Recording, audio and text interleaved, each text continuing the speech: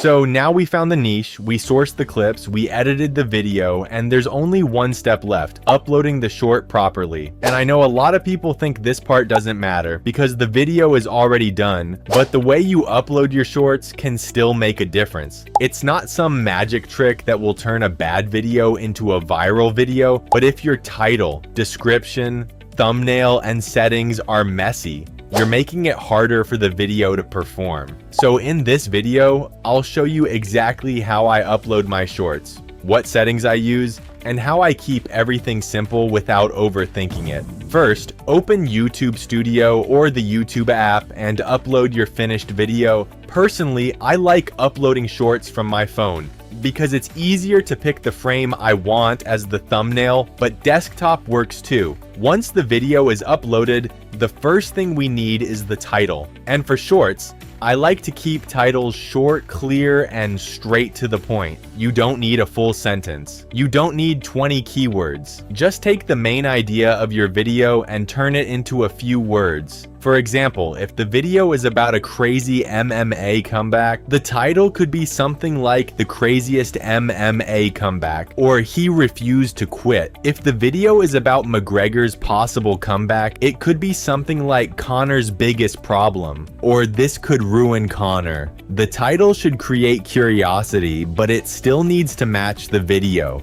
Don't clickbait something that never happens, because even if people click, they'll leave fast, and that can hurt the video. A good rule is to keep the title around 5 to 8 words if possible. It doesn't have to be perfect, but shorter titles are usually cleaner, easier to read, and less likely to get cut off in different places. After the title, I write a very simple description. I don't overcomplicate this part. I usually write one short sentence explaining what the video is about, and then I add a few relevant hashtags. For example, if this is an MMA video, I might use hashtag shorts, hashtag MMA, hashtag UFC, and maybe the fighter's name if it makes sense. The goal is not to spam 30 hashtags. The goal is to help YouTube understand the topic without making the description look messy. You can also look at similar channels in your niche and see how they write their descriptions, but don't blindly copy everything. Just use it as research.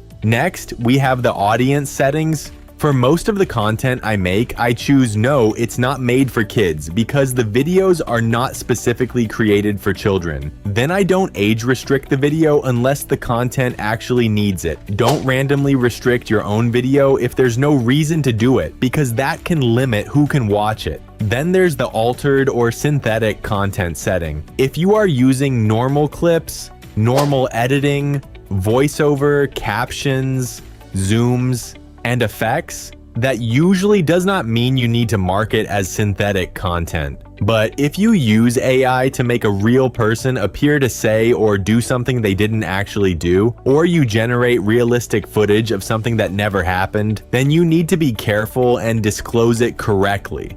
Basically, don't try to trick YouTube or the viewer. If the content is meaningfully altered and realistic, be honest with the setting. After that, we get to tags. I don't think tags are the most important part of shorts, but I still add a few relevant ones because it takes almost no time. For an MMA video, I might add tags like MMA, UFC, fighter name, knockout, commentary, sports, and YouTube shorts. Keep them relevant. Don't add random trending tags that have nothing to do with your video. That just makes your upload look spammy. Then choose the category.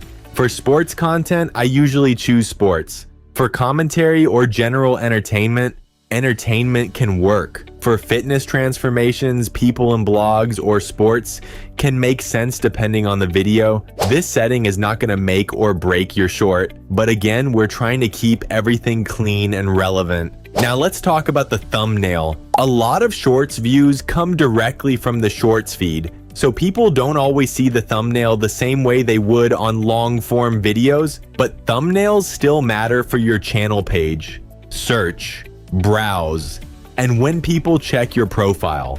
So I always try to pick a frame that is clear, interesting, and easy to understand. Don't choose a blurry frame where nothing is happening. Pick a moment with a strong facial expression, a clear action, or something that makes people curious. And also be careful with frames that look too questionable or too extreme, because sometimes that can hurt the video before it even gets a chance. Another thing you can do is add a related video. This is optional, but if you have another short that connects to the same topic, you can link it.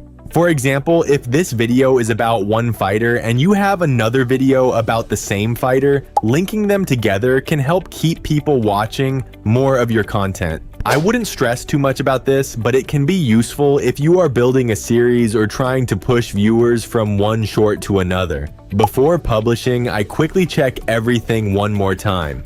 Title, description, hashtags, audience setting, category, thumbnail frame, and visibility. If everything looks good, then I publish it. And that's basically my upload process. It's not complicated and it doesn't need to be.